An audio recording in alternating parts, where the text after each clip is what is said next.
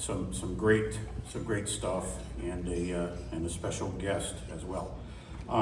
So again, let me offer my welcome to everyone that's here, everyone that's been with us this week, our warriors, our spouses and significant others, our sponsors, the veteran organizations, the staff here at the hotel has been fabulous, and of course the team with Teed Up for the Troops. We also have our folks from CreatiVets here tonight with us, and we're going to get to hear from them in a little bit, and that's always one of the best parts of the night. Before we get into the next steps here, just want to make sure we recognize our sponsor for this evening dinner, and that's Ron and Janet Schutz. They're right here at front table.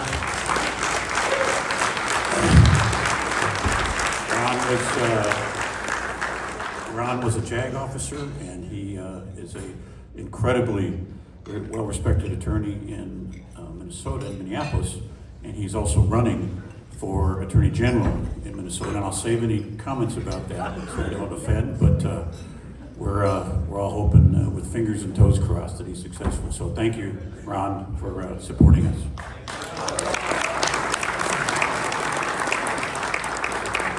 So if I could, I'd like to invite Paul Anderson to come up to the stage. Paul is a former board member and president, executive director at Teed Up for the Troops, and he's going to share a few thoughts with you.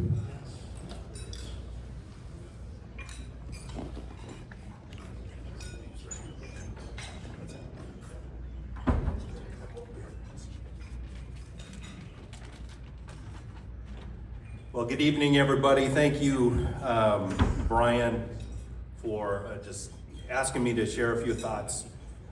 It's amazing just to see those hands that haven't experienced reunion before. And Ryan just asked me to share some thoughts, but also to reflect on when did Teed Up for the Troops begin, and how did it begin? And this is a very special event for me. This is the 14th year, and when you think of Teed Up for the Troops being now 21 years old, when the board and the vision from J.B. Ball, who had began Teed Up for the Troops, happened, we could never have envisioned this many years, and those of you who are here today, what this event would be. Reunions are incredible. This one is a very special event. Some can be challenging, but for me, every year, it's a really awesome opportunity for me to have those reunions here. And my group that's here with me are dear friends from Minnesota, so it's Jake and Blois and Jeff. Every year, we get to spend time with the Cliffords and the Carlsons, but it's also more than that. Ken and Dennis and Frank and Bowers and DeWitt. These guys, the relationships that I've thankfully had with these guys over the years, it's special. It's special because of this organization. And Teed Up for the Troops, it doesn't have this story that people think, oh my gosh, this unbelievable military background. It's just a guy that was sitting in a Bible study just over 22 years ago. And his son Tyler was deployed to Iraq, and he felt compelled to do something. And when he asked Tyler, what should I do? What can I do to help? We can do care packages, we can do stuff. They were studying at that time in their Bible study, 1 Corinthians 2:9. And if you look at the logo, and you ever thought, why are there 3 stars on the logo? 1 Corinthians 2:9 says, no eye has seen, no ear has heard, no mind can conceive what the Lord has planned for those who love him. And it took a faithful man who not only was asking himself, what can I do to serve? He was also obedient to the fact that, how can I serve? You know what? We can start Teed Up for the Troops. And that logo represents that basis of what it meant to him. And there's a few of us still involved that were fortunate enough to be around that first tournament all those years ago, and some of our friends here were there. But I will say the vision for reunion was even more amazing, because back those days, for our SMGA guys, we would come to the PGA show because there was a lot of excitement, and the Folds guys and Wounded Warrior Project, there was everybody showing up to the PGA store or PGA show, which happens usually in January, later this month every year. And it was all about telling the story and trying to support military veterans and their families. And JB ran into then the general manager of Reunion Resort, Kevin Baker, and said, I have a vision. Said, you run Reunion Resort. I want to do reunions for battle buddies that haven't been back together since they left and were helicoptered out or taken off the battlefield. That started Reunion Resort. And you think about that, and you think about where you are today. It's not an accident. I can't thank you enough from those of us, I know all of us here as sponsors and the board members and the staff. Just a quick detour. I do want to thank Tim and Brian and Becca and Cheryl. I get emotional every year because Jody not only worked with me, but she still calls me her friend, and I adore her. I know everyone here does. But it's a special organization. And Martin Luther King said, everyone can be great because everyone can serve. You answered the call. You raised your hand. Those of you who are caretakers, you did the same thing. But your life is not only great, you are the heroes for many of us in this room. And again, this organization has allowed many of us who didn't serve to respect that and do anything we can. So from the bottom of our hearts, thank you, and we love you. We truly do. Thank you.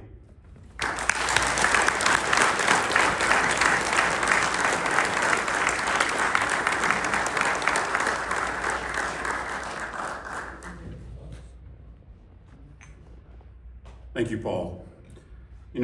This is it's such a great evening, but it's also a very emotional evening for us because, as you heard from Paul, this is very special to us. Being able to be here to bring you together, the spouses and everybody here. We do so appreciate you being here and the opportunity to serve you. And as we send you back on your way, as I said before, our hope is that you look at this as your new family. And call us, reach out to us. We'll reach out to you. We're here for each other, and that's a big part of what this is. Next, I'd like to ask Frank Armenta to come on up here. Frank, everybody knows Frankie. If you don't, you're missing out. You need to get to know him. But retired Sergeant First Class, U.S. Army medic. He served for 27 years, including 7 combat deployments. Frank's been a part of Teed Up, part of Reunion for a long time, and he's got a very special place in his heart for this event, and I know for the organization. And he's going to take us through the Fallen Heroes table.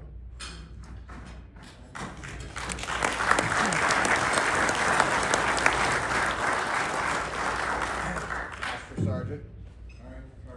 Thank you. Yeah. Master Sergeant. First Sergeant, just so you guys know. All right, before I get started, I want to say this. This would not all be possible without all you amazing sponsors out there who have given so much. And I cannot thank you enough, because to say changed my life would be an understatement. Jody's email, she is who God sent to change my life, to save my life. I was minutes away from taking my life, and Jody's email saved me. Had it not been for Reunion and all you sponsors, Ron and Janet Schutz, thank you. Matt Clifford, wherever you're at, thank you. And I don't want to miss anybody, so thank all you sponsors, because this would not be possible without you. So thank all of you.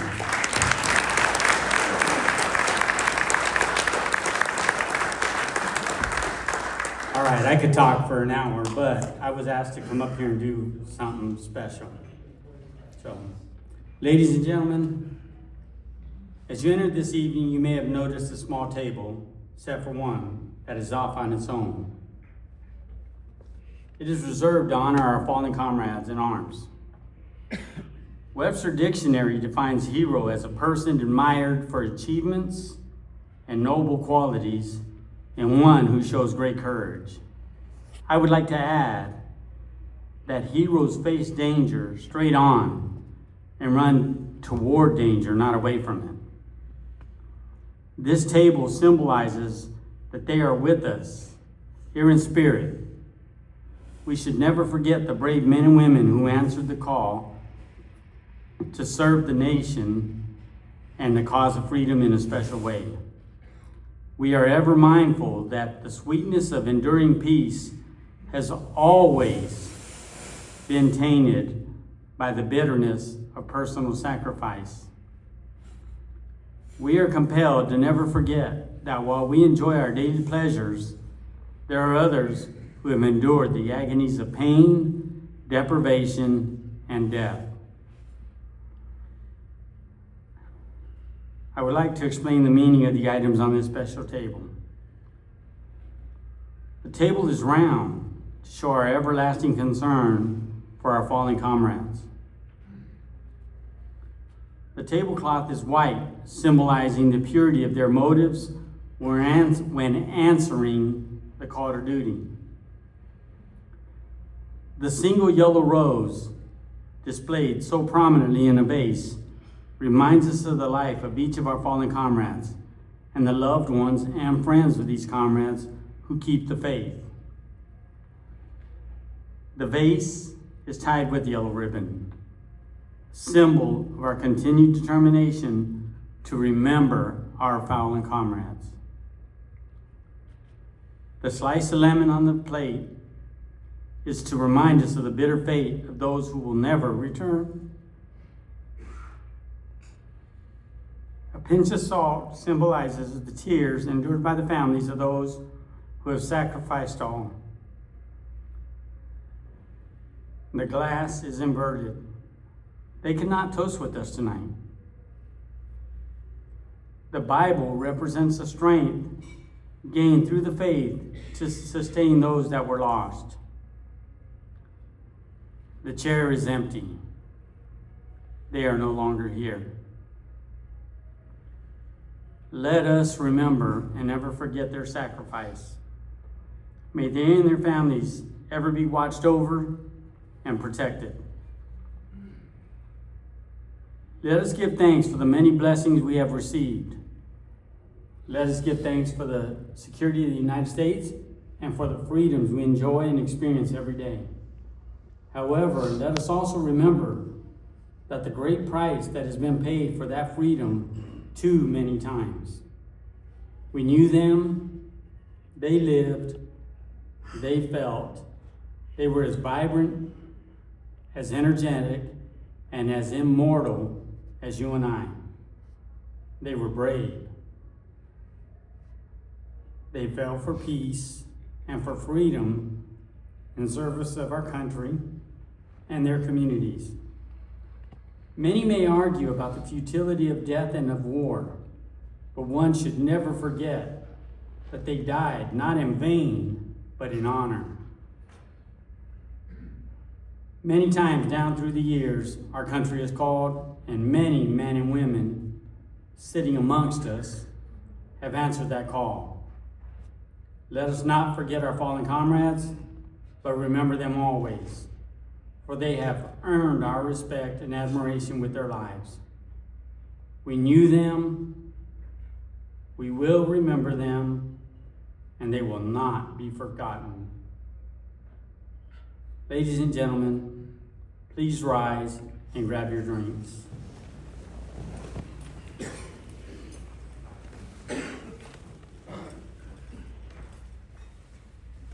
I would like to propose a toast to our fallen comrades. Here, here. Thank you.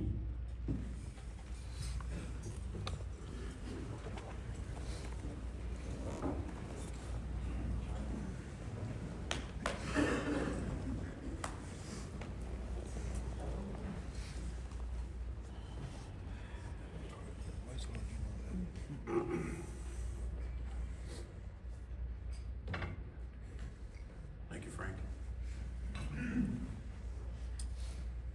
So I'd like to share a recap of reunion these past few days. For those who don't know, reunion starts with warriors who wish to reunite with their battle buddies. They submit applications to Teed Up for the Troops, and it's followed by a very rigorous process where we evaluate those applications. By the way, those applications include a narrative, a story, a write-up about why they want to reunite, what there was like to serve with this battle buddy. So there's a lot of work that goes into it on both sides. And then we go through a selection process and identify the folks that we're going to invite. We'd love to invite them all. This year we received 93 applications. And obviously we'd love to have 93 reunions here. We can't do that. But we invite as many as we can. And that's why we keep doing this year after year and hopefully do it even more than that. About 10 years ago, a key addition was made to reunion. We decided to invite the spouses and significant others. And as has been said by Paul and by Frank already, and as I said the other night, you know, the unsung heroes of veterans and the life of veteran is and are those spouses. So if I could just please have our spouses and significant others who are here in the room, please stand so we can recognize them. Thank you.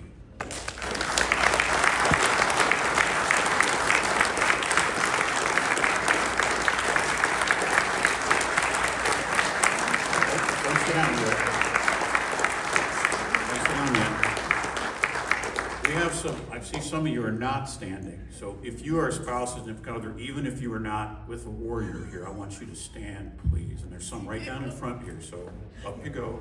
Up you go. Come on.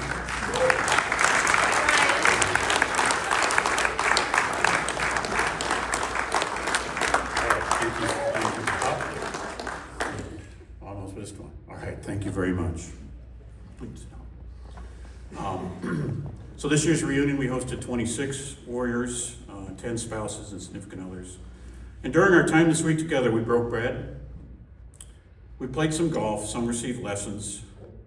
Some of what we did isn't necessarily described as golf, but at least we tried. A few did yoga. Some enjoyed massages. They're trying to talk me into one. I'm holding out. In addition, and more importantly, we had impactful small group sessions where battle buddies that reunited, shared, spouses, significant others shared. Hopefully there was some healing, some growing as we think about our journey moving forward from this place. And also, as I said, making new connections, building family one person at a time to this group that we're here, that's here together. You know, when people ask me about reunion or when I talk about it, the thing for me when I first came here, or when I came here the first time, and I've said this before, but what's so incredible is that as I see you come in, I see you come in as two, right? Two battle buddies. Maybe you have a spouse, significant other, so maybe three, maybe four. And it's, you're kind of together, you kind of hang together, because that's your safe space, right? And the hugs, you know, that we see are just incredible. But as we get together in the groups, as we get together just in the lobby, having the dinners, you know, the meet and greet, whatever, those groups begin to build and begin to grow. And we see those connections. And even when the sponsors come in and you see the hugs. Yesterday I saw Matt and Ricky. I thought, you know, Matt's a big dude. And Ricky's, he's a big dude. Anyway, and Matt and Ricky. Anyway, they came running to each other, and I wasn't sure who was going to knock who over. But anyway, that was a special moment. So again, sponsors who've been here for a while have been able to share in that as well. and just come together as a family, and that's just one of the most special pieces of this. We did our reader rivalry, and we've changed it a bit to allow the spouses, significant others, to participate.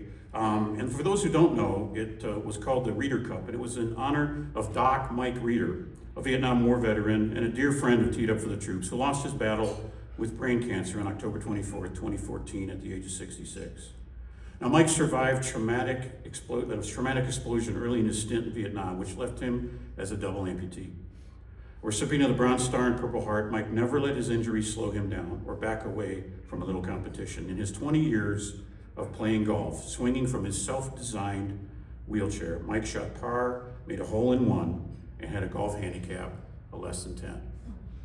And when you hear that story, and if you ever had a chance to see pictures or videos of Mike, I guess, and quite frankly, as you look at the people in this room and others as you cross their paths who have served, you gotta say that when people say, oh, it's too hard, or I can't, or I don't want to, you're like, come on, really?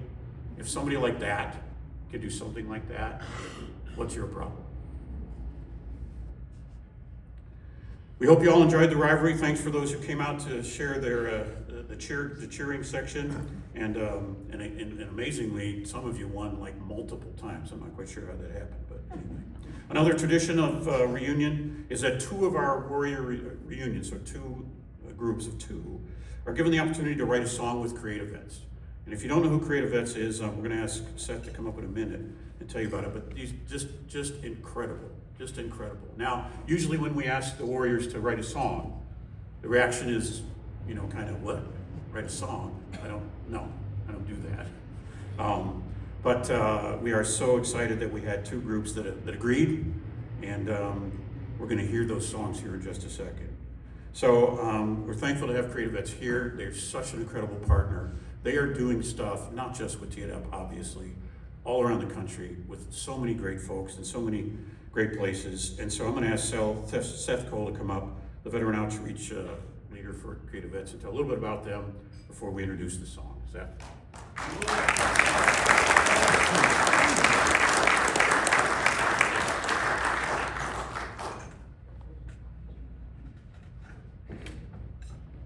Well, all right.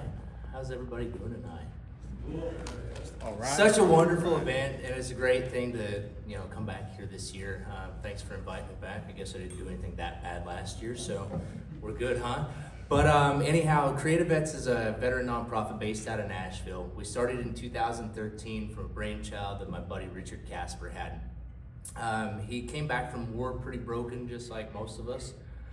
He had his buddy shot and killed beside him, and then he was blown up 4 times and had a left traumatic brain injury, and the Marines just said, hey, sorry, it's time to go. So when he got back, he started doing school, thinking he could go get a business degree or something easy, and then going to the CIA, FBI. He already had the clearances for it, so that was his plan. Well, he figured out really quick that standing up in front of 18, 19-year-old kids was not conducive to his condition. He didn't even know what PTSD was, but he knew that he was getting sick and throwing up and getting the sweats and couldn't stand up and talk at all. And so in his great wisdom, he just decided, hey, I'm gonna go take an art class and get a really cop-out degree to go get what I want. And so in this art class, he was painting a picture of his buddy Luke Yepson's gravestone. And the teacher came up and asked, hey, I know you want to paint the grass green, but why don't we paint it a different color? Just think of something and paint it a different color that nobody'd know. And at the end of the time that he had that, he painted this color, and all the students get to come in and critique his work. And Richard, is standing there by his piece, and the teacher's like, hey, do you want to talk about it? And he's like, no, I'm doing an art class, so I don't have to talk. So he stands there and he listens to everybody critique his art and come up with, ideas of why he painted the background red. And the background was red because, he loved him. The background was red because he saw his blood. The background was red because he was there when he died. And all of those things were just hitting the nail on the head. And he said, well, you know what? There might be something to this. And so he started throwing other stories into his artwork. And lo and behold, a couple years later, he ends up at SAIC by happenstance because, you know, they came down to his community college there in Illinois and was asking, you know, hey, does anybody want to go to SAIC? And his teacher's like, you know, you have to have a really extensive portfolio to get in there, and you just started art, so I don't think you're gonna have a chance. Well, Richard doesn't take no for an answer. And so he went out there to SAIC and talked to the provost and sat down with them and pretty much sold himself to the college and said, hey, I just want to tell the story of how it is to be blown up and have you immersed in it without having to be blown up. And they thought that was a great idea, and they brought him in, and so over the next 4 years, he went and got his BFA. And at the end of that time, one of the teachers had been talking to the provost about Richard Casper and, you know, said, hey, if anybody ever comes up and says anything about him, please just give him a chance. And so when he came in the office and he was like, hey, I have this idea. I want to bring a group of veterans out here and I want to teach them what I've just learned about telling your story through these art pieces and being able to hopefully get some healing out of it for them too, because it helped me to be able to come out of my shell. I can stand in front of people and talk. I can do things. I'm starting this, you know, this thing, but I really need your help. And without missing a beat, the guy said yes. And so he took his first class out there in 2013 and started building on what we have now. And he ended up being a bouncer at a bar, found Mark Irwin, which if anybody knows who he is, he's a songwriter in Nashville that you don't get in the room with. Like, that's a very big deal. And so he went up there one night while he was bouncing at this bar, and Mark was up on stage, and he goes, hey, Mark, would it be okay if I came down to Nashville and, you know, you help me figure this song out? Because I've been trying to write this about my buddy, and I can't get the things out that I need to say, and I can't do it justice. And he's like, yeah, no problem. And so lo and behold, he came out to Nashville, and he had about, I don't know, 4 or 5 hours in this room writing this song. They came out with a song and a half, and he said that was the most healing that he had found, you know, just through talking to somebody, and it really wasn't therapy to him. And so he wanted to try that too. And so we started doing backyards. We'd go to an Airbnb and sit in the backyard with a couple of hit writers like Johnny and Heidi and old Kenny Foster over here, and they'd just listen to the story and they'd come out with a nice little song. And at that time, we didn't go anywhere or do anything with it. It was just a work tape you took home and you get to share with your family and friends. And, you know, lo and behold, a few years later, we're sitting in the Opry. We go backstage now and sit down in the green rooms where nobody gets to go really, and we sit down and listen to the story and be able to come up with, you know, that song. And we've delved into so many things. I could go hours and hours and hours on this stuff, but my main point about all that is CreatiVets is an outlet to be able to tell your story in a different way. I know when I hit my rock bottom in 2018, I'd hit it a couple of times, but I tried the VA and I tried the pills and I tried all that stuff, you know, from 2013 to 16.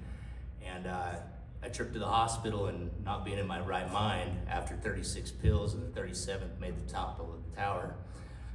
I decided I wasn't going to do that anymore, and I lost my crutch. And so by 2018, I'm sitting there making plans to put a bullet in my head. And my buddy calls, lo and behold, and he's like, hey man, I'm gonna go do this art program. I'm like, you're ODA, what the hell are we doing art for? Well, he convinced me to come out and take a trip to LA. I've never been there before. Went to USC, never seen that college before. It would have been cool, you know. So I was just gonna go out there, tell him goodbye, come back and eat a bullet. And the 2 weeks that I was out there, it completely changed the aspect of my life. And then Richard kept calling me back and saying, hey, we got this song to do. Hey, we got this thing to do. Hey. And so I threw myself into the community and just took what I had learned back to Spokane and started doing things back there. And Richard called me back again and he's like, hey man, you're doing such a great job. Let's have you come out and call the veterans and bring them in. And so I have been able to be a part of a huge number of veterans coming out and being able to tell their story. And the one thing that they always say is, this is the most that I have gotten out of any talk therapy at all, and it wasn't therapy. And so I just want to encourage anybody that, you know, wants to take that step, get out there, get on the internet, find creativevets.org, put in an application, and I'll be the other one on the line when you get the call. But we took a little bit of time yesterday, and we played some golf. I played with Oz and Brian, and Jerry and Kenny went and played with Dennis and Jared, and they got to sit down and write afterwards, and by the end of the night, we were able to have a couple of songs, and I'm gonna have them come up here and make that happen for you. So without further ado, let's bring up these guys here. Kenny Foster and Johnny and Heidi Bulford.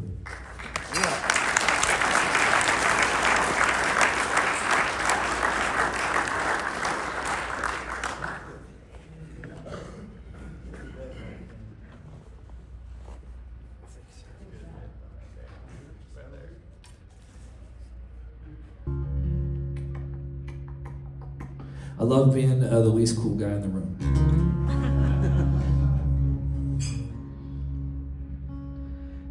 It was an honor getting to be here this week. It was an honor to play some really terrible golf with these gentlemen down here. Well, everybody but Dennis. So really, golf was just watching Dennis play for us. It was really, really good.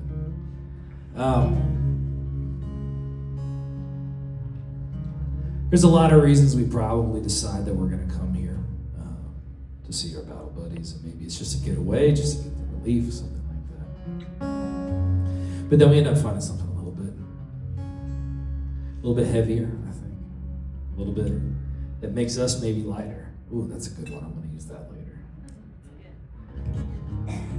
But we got to have a really honest conversation, Jared and Dennis, in a little apartment. Right through dinner, and then we had some sushi. And but before all that, we covered some ground, and it was lovely to be able to put something like this out together. So this is our tune. I hope you guys like it.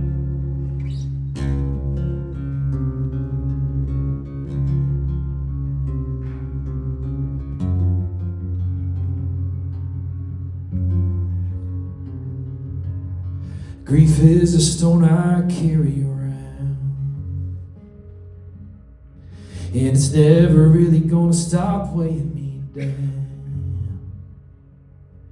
It ain't getting any smaller, and the journey's feeling longer. I ain't ever getting rid of it, but I know I'm getting strong. Can't get back the ones we lost. No, I can't take back the innocence it cost. Yeah, there's days I'm gonna smile and lie and tell you that I'm fine. Can't turn back time, can't save their lives, but I can still save mine.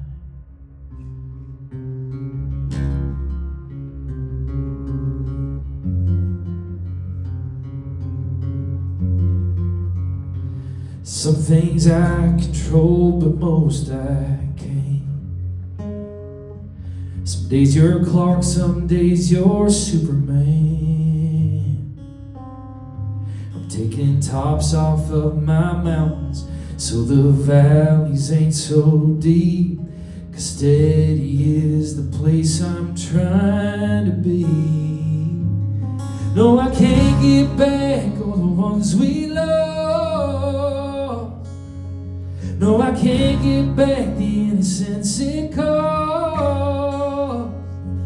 Yeah, there's days I'm gonna smile and lie and tell you that I'm fine. Can't turn back time, can't save their lives.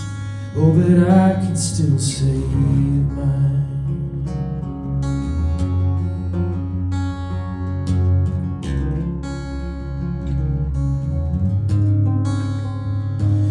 Yeah, they told us not to struggle, as if that's all it takes to take the shit I've seen and done and somehow wash it away. But trauma ain't some competition, because no one really wins. Praying one day when I close my eyes, I won't be seeing them. 'Cause I can't get back all the ones we lost. No, I can't get back the innocence it cost. Yeah, there's days I'm gonna smile and lie and tell you that I'm fine. Can't turn back time, can't save their lives, I'd still say mine.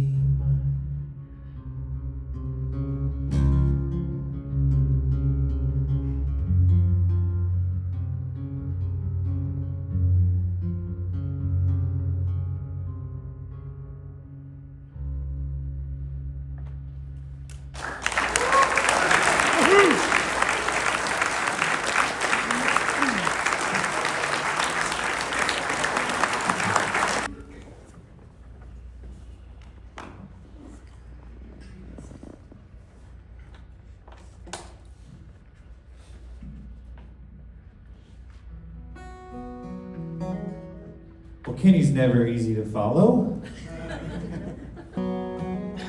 So we sat down last night after golf and started chatting and heard two incredible stories from Oz and Brian, and their stories were connected in a bunch of ways. I know Oz's experience was very intense with what he witnessed and was close to, and Brian went through something similar to something that their friend Ty went through. And we were trying to find we're always trying to find when we do a group ride something that they both connect on, and there was a certain point of the storytelling where they definitely lined up.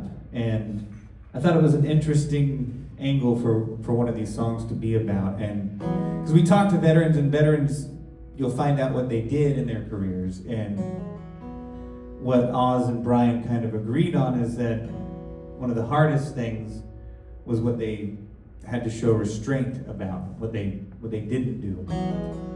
And yeah, that's where this one came from.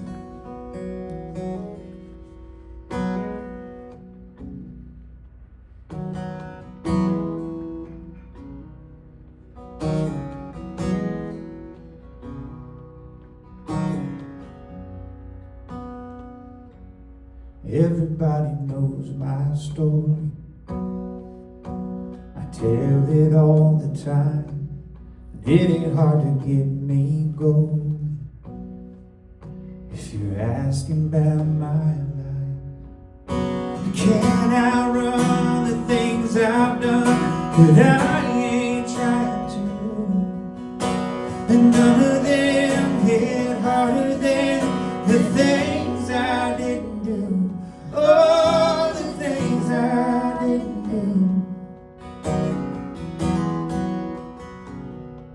Well, it was just another Tuesday, the calm before the storm, people in the market moving, and we were almost home. No warning, no faces, no mercy, no graces, just fire and hatred. When Ty's life was taken, and just like that, they're laughing at the hell they put us through. They might be kids, but they took his, so I should take theirs too. Oh, the things I didn't do. Oh, the things I didn't do.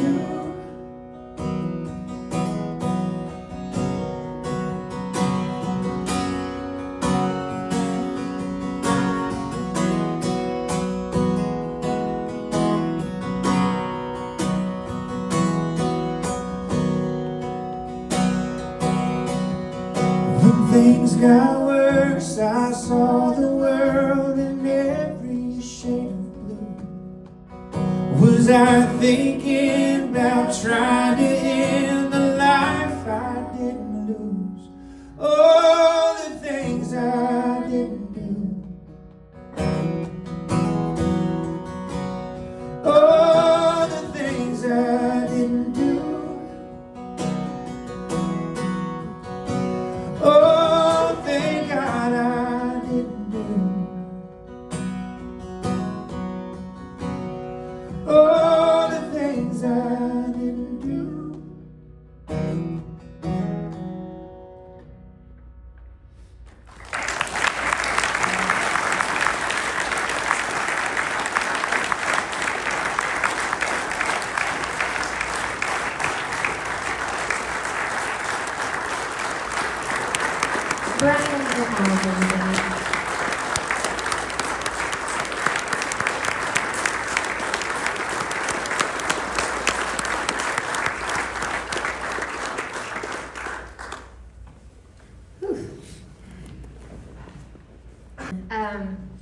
Thank you guys for sharing with us last night. That was an incredible experience for us, and we can't thank you enough for your service and for signing up and letting CreatiVets show you what we do. So thank you guys very much.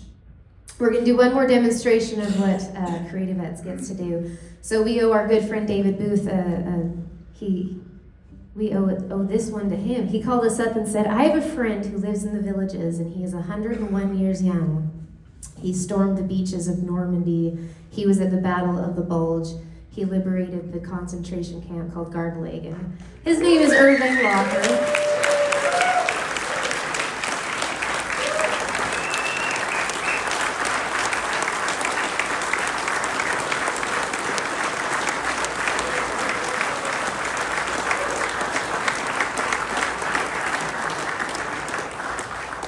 So about 5 months ago, we got to sit down with Irving and his beautiful bride, Bernice. They've been married 77 years, everybody. Yes, sir. I still lecture to everybody here, everybody around the United States about the war. But I want to add a little humor. I went in on D-Day, went through the Battle of the Bulge, right into Berlin, and I didn't get wounded. And you know why? I stood behind a guy like this.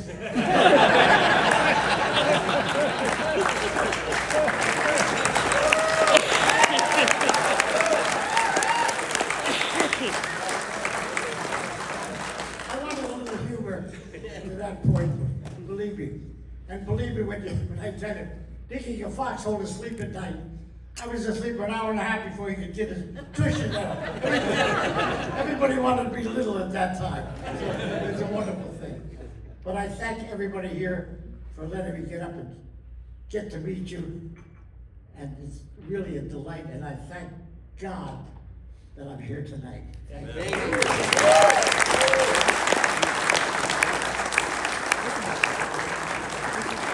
So 5 months ago, we got to sit down with Irving, and we got to tell his story in song. This is what he wanted to say. And so when we do these CreatiVets rights, we always want to write the one thing that the hardest thing that the veteran has to talk about, or what is the main message you want listeners to get from your song. And Irving goes around to schools, and he has a trunk full of things that he brought home from his service, and he shows students everything from daggers and a flag that he ripped down off the wall in Berlin, and he gets to show all of this stuff to people when he lectures. And I said, so what is the one thing when people listen to your song? What is the takeaway message you want people to have? And he said, it is so important that people know that freedom is not free. That was the main thing. And so Johnny and I, along with our good friend and CreatiVets mentor, Bart Crow, we got to write this song with Irving. And at 101 years old, he became a published songwriter this year when the song came out. And available everywhere you listen to music, you can hear this song called If Freedom Was Free by Irving Locker.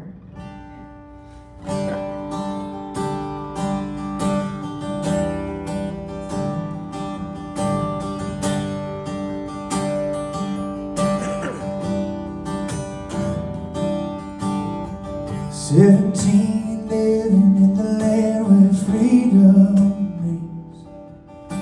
Mama said goodbye to both of my brothers and then to me. I stepped on that ship in New York City, and by Hell's Gate it hit me. Sometimes evil does its best to take it. Heroes have to give it all to save it. If freedom was free, there wouldn't be a mountain of metal and man under Normandy. If God isn't real, then why did I feel the devil himself bring hell of the journey?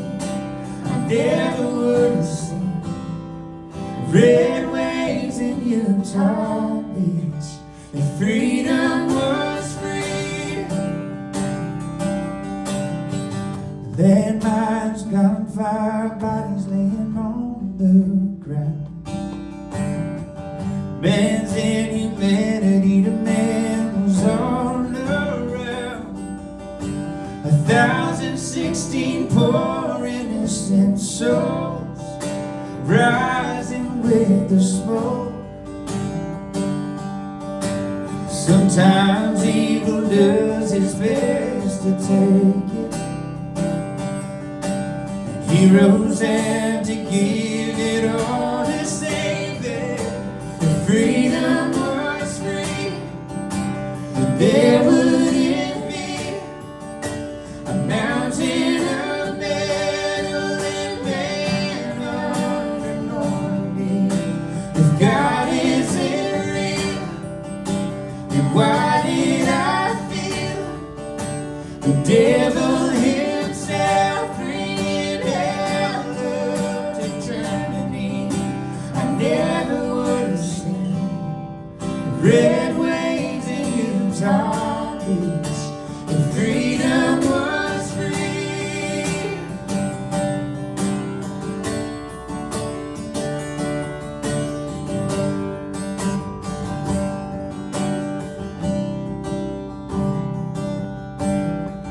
Too many good men lost their lives, but for the grace of God go by. If freedom was free, then there wouldn't be a mountain of metal and man under Normandy. If God isn't real, then why did I feel the devil himself bringing hell up to Germany? I never would have seen red waves in Utah Beach if freedom was free.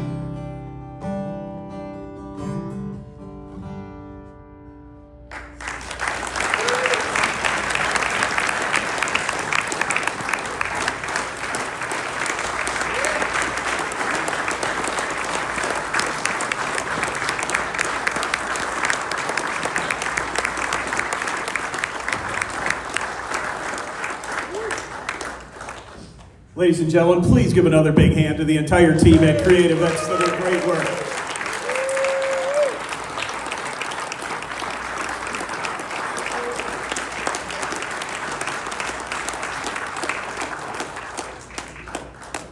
You know, I'd also like to give a very sincere thank you to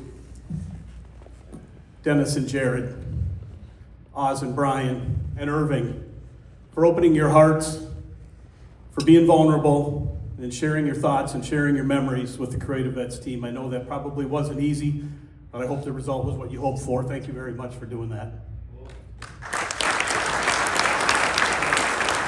And also a very special shout out to Bernice for being here. I know the spouse and caregiver and significant other program is such a big part of what we do. Our reunion. Thank you for being here. I also would like to extend some thanks to some people that make this week possible and make it what it is to all the folks in this room. And as I send out these acknowledgments, if you'd please just stand and give a quick wave as I say your name. First of all, we had a couple facilitators that helped make the sessions with the warriors and with the spouses and significant others a tremendous success. So first of all, I'd like to recognize our warrior facilitator, leader, Mr. Kevin Weaver.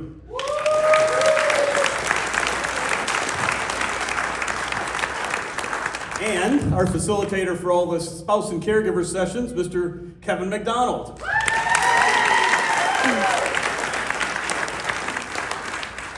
We also had a lot of great mentors that helped to make these sessions a success, so I'd like to acknowledge them as well. First of all, Chris Delgado. Chris, where are you at?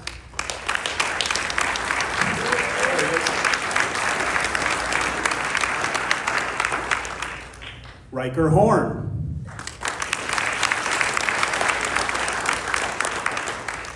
Shellhorn. Your cheering section, pretty nice. David Booth.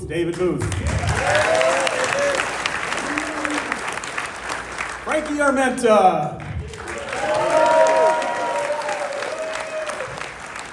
And of course, our own Brian Gora. I'd also like to acknowledge another spouse who is doing a lot of really hard work throughout this week behind the scenes, giving massages. Karina Gestring, would you please stand and be recognized?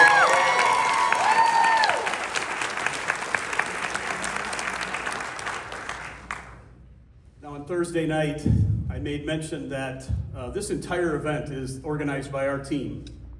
And it takes an incredible amount of effort, but more importantly, there's incredible passion that goes into this. And we could, hire outside groups, but what we would lose in doing that is the heart. And this team that we have, and I'd like them to stand as I say their name and just hold off until I get to acknowledge each and every one of them. I'd like to lead off with Ashley Charpentier, our little angel who could not be here with us this year, and she is just a sweetheart who puts so much into this. And anybody that has ever worked with Ashley knows that she has an incredible heart for our veterans, and she's a military spouse as well. She can't be with us, so give her a round of applause, please. Even though she can't be here. And I'd also like our staff to stand. Cheryl Anderson, I see you way in back. Please stand and stay standing. Becca Lawson.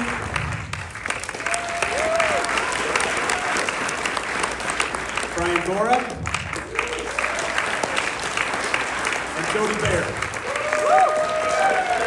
Now I could talk all night about the great things that this team does and how much time and energy they put into this, but I'd like you to show your appreciation with a big round of applause for this great team.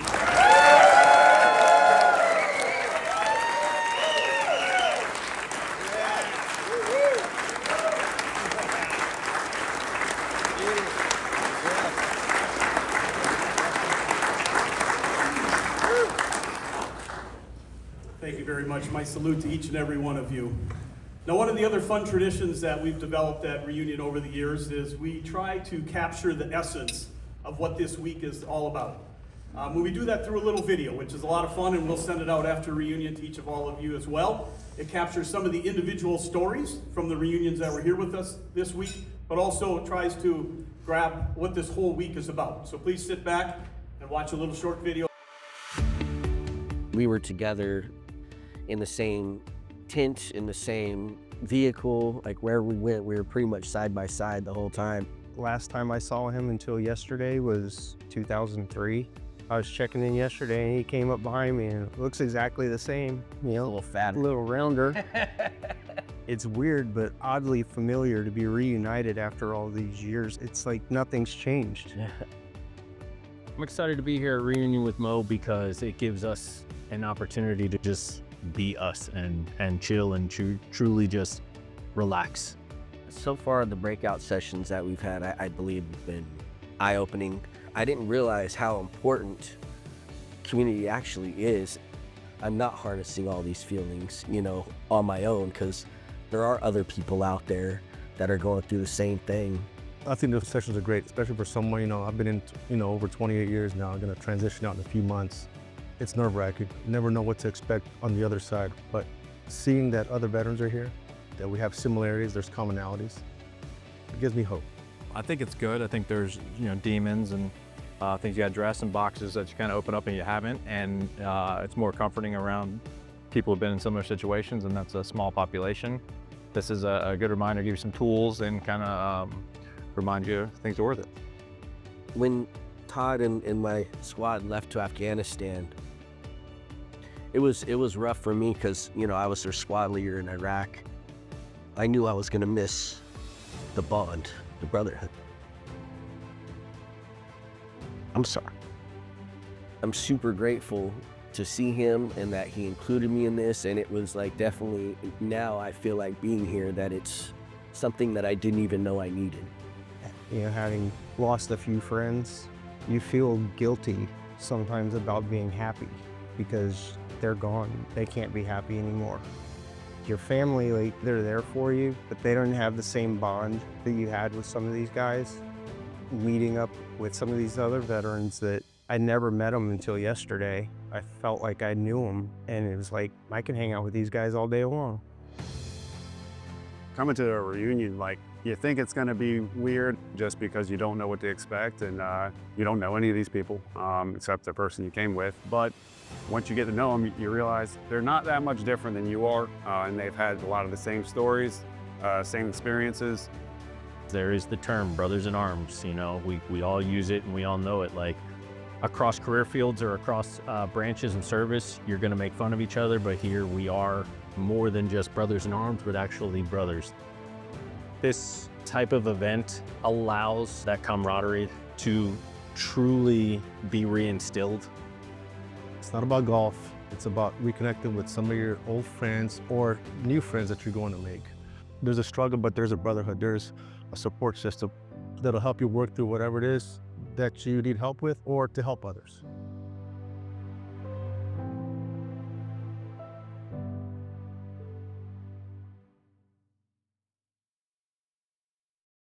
The 14th annual reunion was a great success. And I know that many of you opened up your hearts and uncovered some memories and probably had some conversations that you haven't had in a long time and probably hadn't even thought about for a long time. So again, we really thank you for opening up and being vulnerable and allowing yourself to take some steps forward that you've maybe been hesitant to take, but now being reunited with your battle buddy gave you that comfort, that connection that had maybe been missing, that camaraderie. And now that you have this whole new family, this whole new community that surrounded you throughout this week, we obviously encourage you to reach out to them and make them a part of your life as you go forward. That's a huge part of what this is about. And all the nonprofit partners that joined us and the resources that they can provide to you and your family to move forward, to kind of find that passion in your life, to find the light that makes you happy. That's what reunion is all about. But this is just the start.